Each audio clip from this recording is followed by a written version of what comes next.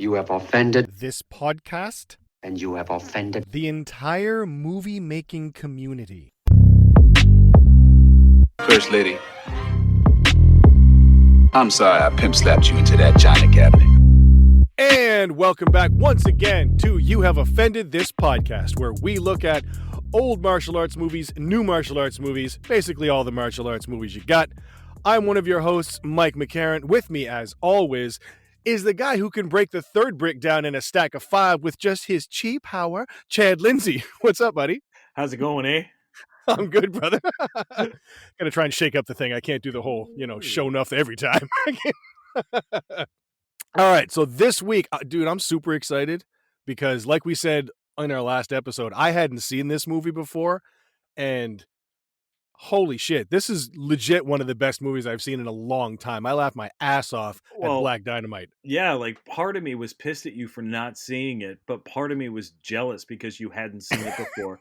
And that is what's so incredible about this film is it's an example of a perfectly executed film. Like everything hits in this movie. Every It aspect really of does. this movie just is a 10 out of 10. It's one of my favorites of all time. I've seen it a million times. It's one of those ones when I'm just kind of hanging out at the house and I've got stuff to do. I just put it on the background while I do my stuff. Just it's the most quotable movie of the post 2000s. Oh, 100%. When you go through it, like we were chatting earlier, and like there's so many quotes, you can't get them all the first viewing. You just can't. You're laughing too hard. Yeah, like the first time you saw it, I started naming stuff, and you're like, I must have missed that. Just because, like, you are cracking up, and while you're cracking up, you miss like so much. And the thing that's so great about this film is that yes, there's a lot of stuff that's like in your face, like really great comedy or really great action or really great martial arts or huge titties in the doctor's office. Like that's the stuff that stands out. But this film runs on another layer of subtlety that just really, really drives it home. So, on that second viewing, third viewing, fourth viewing, you're always picking up new stuff. And that's what makes this just a gold star of a film. Oh, dude, it's money. It's almost like I kind of almost equate it to Fight Club, but better, because Fight Club, you keep picking up little stuff like, oh my God, I didn't see him carrying those files, or, Yes. Oh, he flashes up like that. Like every time you watch it for the first probably 5 or 6 times, you're picking up new stuff. Yes. Same thing with this. Only better. Like I find this one's even better because all the little stuff just delves you deeper into this kind of world within a world, because it's such a fake blaxploitation movie made in 2009. So all the people who are in it are actually playing actors who are playing people in the movie. So there's this weird Inception level shit that's going on that you gotta kind of be hip to. Yeah, it's amazing. And like you said, those subtle jokes are just as good or better than the main ones, right? Because some of those subtle jokes hit me like twice as hard as some of the overt humor, which I thought was amazing. But yeah, let's get into it, because this is this is the gold standard of, I wouldn't even call it a parody or a satire. It's an homage, like it's got so much from other blaxploitation films just like baked into it that you don't even notice. You know what I mean? Like, yes. If you're watching some of those satire movies now, I don't even know what the fuck, like, like superhero movie or fucking Meet the Spartans or all that stuff. Like that stuff is, I don't know. I just think that's just kind of lazy bullshit. But this is done so well that, it would be hard pressed to in some cases, somebody may watch this and not even know it's a parody, if that makes sense. Yes. Yeah. No, 100%. I think that's right on the money. Like if you aren't sort of in on the thing that this is in 2009, you might look at this and be like, when the fuck was this made? Like this is like a 1970s bullshit. What the fuck is happening right now? You wouldn't even know because of the way they film it and the film that they use or whatever, however they did it to make it look that cool aged 70s kind of thing. Yes. And just, you don't even know what the fuck is going on really, unless you're kind of into it. That's Yes. what's Okay. so Let's great. dive in. So again, 2009. This movie cost $2.9 million to make. Box office was $296 million. Yeah. So it didn't do badly for the budget. It did actually very, very well, but it was sort of technically, I guess, at the time, a bomb. Like the other movies that we've talked about, like Best of the Best, for example. Yes. This kind of made up for it with DVD and Blu-ray and stuff like that. I Well, think that's that's the where it thing, really caught fire and yeah, people really picked I up. think the marketing really screwed up on this because I didn't even know about this Yes. until later. Like, my wife saw this at a store and bought me the Blu-ray, not even knowing what it was because she thought, "Oh, Chad would like Really? this." It's like black guy standing on the cover holding a gun with a, you know, white woman and a black woman hugging his leg. She's like, "Oh yeah, my husband would love this shit." She was Well, just she's like, got you nailed down anyway. She "Oh got you yeah, she type. knows me well." She's like, "Here, check this out." And I was like, "Yeah, what a wonderful gift." So How'd you know? yeah, I didn't even know. That's the level that she's on. She's playing 3D chess with movies. Yeah, man. No, she nailed it, and I was just like, "Man, this is the shit." That is awesome. All right, so movie opens. We get an ad for Anaconda malt liquor, leads right into the scene where, unfortunately, a gentleman gets killed. We learn out later it's Jimmy by a suspicious figure, well, with some henchmen. Black Dynamite shows up. He goes to Nipsey to get some money, shows up at Honeybee's house, and learns that her nephew has OD'd. Black Dynamite swears to fight. He goes into training. Bucky and what has he had? And what has he had? That He goes into training. He beats up 5 guys. Then he gets a phone call from his Aunt Billy telling him that his brother Jimmy is dead. Okay. I have to go back to Please jump all the way where is back to the Bucky? beginning.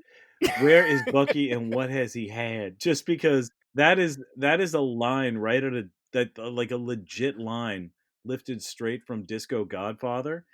Oh, Where he's in Rudy Ray Moore, he's in the disco and he's like, "Where is Bucky and what has he had?" That's a legit line from the film. that's word for word. And Yeah. then he's like, "Call 911, get an ambulance, and let them know what he has had." Like, what It's he so has- good. what he has had. Anyway, I say that all the time, and nobody knows what the fuck I'm talking about.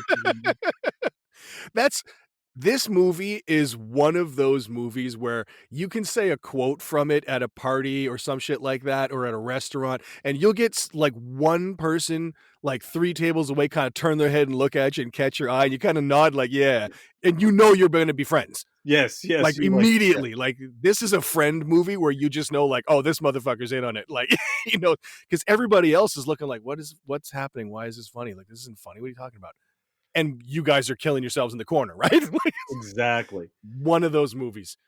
Oh my God, it's so So where do we good. start? Do you want to start with Aunt Billy? What do you like? Oh Jesus, dude! Like, This is an impossible one to do because this could end up being a 4-hour podcast because it's just right? jammed. But I mean, when Aunt Billy calls him, Oh my Jesus! First of all, okay, let me just back up because right. when he shows up at Honeybee's and she says they changed the bearings in your nunchucks and they left them on your desk, and he's got like a fucking office in this building. Like, what does he do?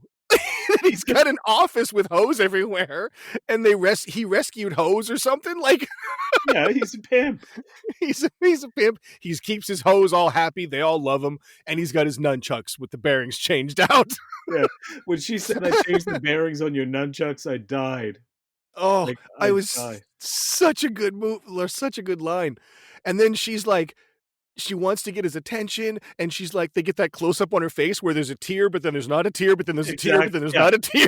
Continuity. Like, again, they did that on purpose, and It's so good. Like when you realize that that's the shit they're doing on purpose. yeah, Oh my God, it's beautiful. It's so awesome. So then, like you said, Honeybee tells Black Dynamite that her little nephew is OD'd Black Dynamite, and then this is where you get that incredible scene where he stands up and vows to fight, but the fucking boom mic's in the shot. in the shot. And he looks up at it like he's pissed, but he keeps going with his speech. But that's the thing. Like when they did those films, those blaxploitation films that literally saved Hollywood. Hollywood was about to go bankrupt. They were making money ass over fucking fist with these blaxploitation films, but Yep. the budget that they gave these films was so small that they're shot on film. It's not like today where we shoot on digital, and they didn't have a chance to do second takes, so they just had to fucking roll with it. So Yep. when he's just like, I'm gonna, like, he stands up out of frame, and then the camera catches up to him, Has to pan up to keep him in. and then they pan up, and the boom mic's there, and just the fact that Michael Jai White, credit to him, like, he just keeps glancing up to the microphone, and Like continues. annoyed. Yeah, annoyed, just like when he can't yell cut, he's like, "Oh fuck, the boom mic's in the shot," because they didn't have the money to do another take. So that's what makes it so beautiful. Is it's so real. It's amazing. 100% credit to Michael Jai White because I mean, think about the depth of the acting there, where he's trying to play Black Dynamite, but he's trying to play Black Dynamite, who's an actor, No, yeah, who's a football player, who's Ferrante Jones. Like Michael yeah, Jai White right. is playing Ferrante Jones, who is a running back for the Baltimore Colts. Like very much like a Jim Brown character. So Yes, Michael Jai White is playing Ferrante Jones, playing Black Dynamite in a 1970s blaxploitation film, and they just nailed everything. It's so amazing how they did it. It's a good acting. I always when I watched this and I saw that, and it immediately made me think of that. There's a voice acting movie that it's a documentary, and Hank Azaria is talking about Mel Blanc.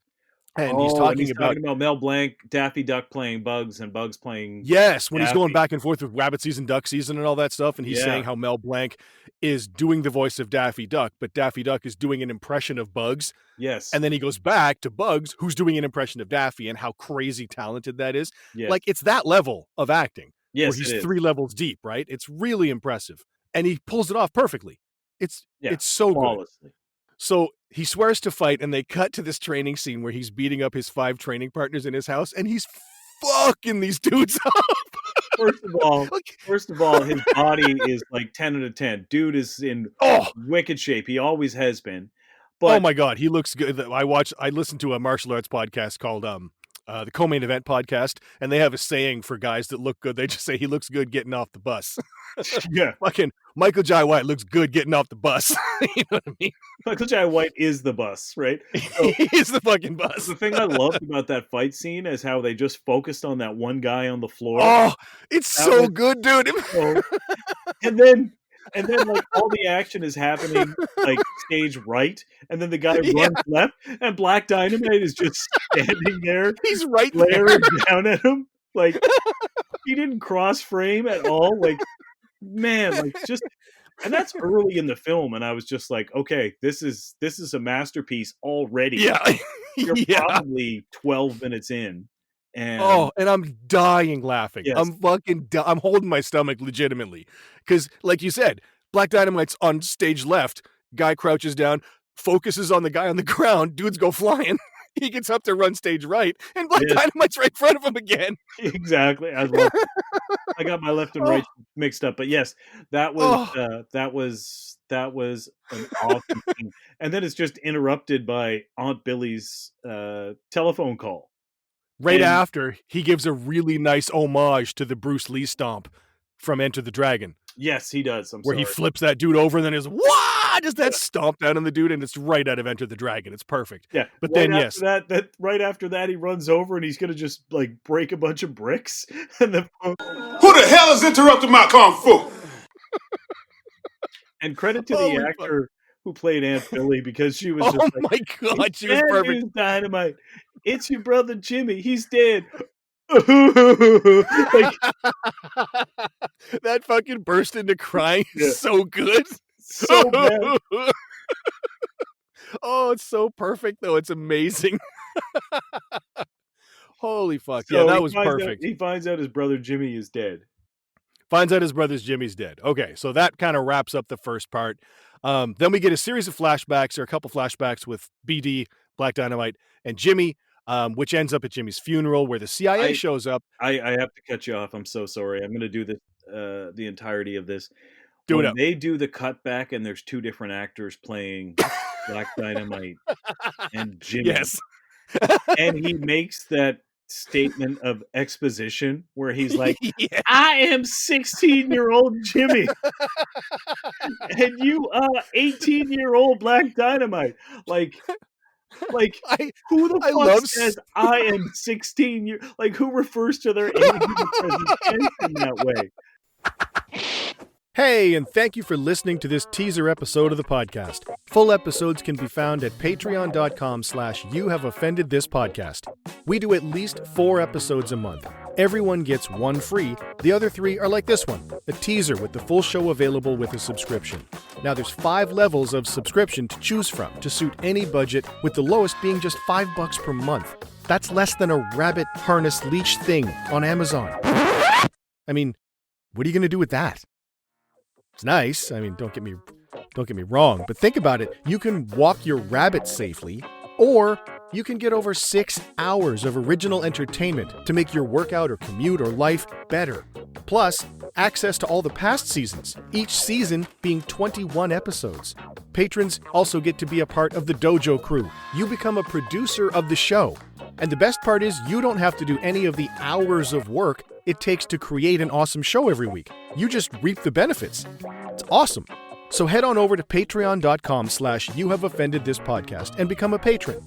You'll have our eternal gratitude and the satisfaction of literally being a producer of the media you find most appealing. Thank you so much. We'll see you inside the dojo.